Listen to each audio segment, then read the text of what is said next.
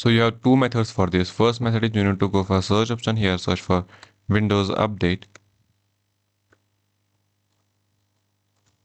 And here you need to make sure that your Windows is up to date. And the second method would be you need to go for NVIDIA app.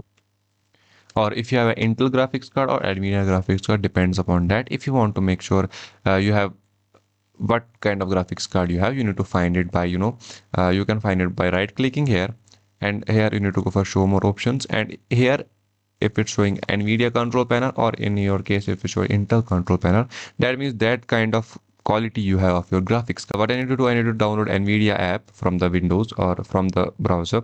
Here I need to go for drivers. Here you need to check for updates. Here if any updates have came, like in my case this update has been came on September 10th, so I need to install this update here. And you need to, I generally go for custom installation. Here I choose clean installation, then I press continue, and then it will update on its own. And after that you should restart your PC every time, and this will fix your issue. And this was about the video. If you like the video, please hit like, subscribe and share, and thank you. Have a very nice day.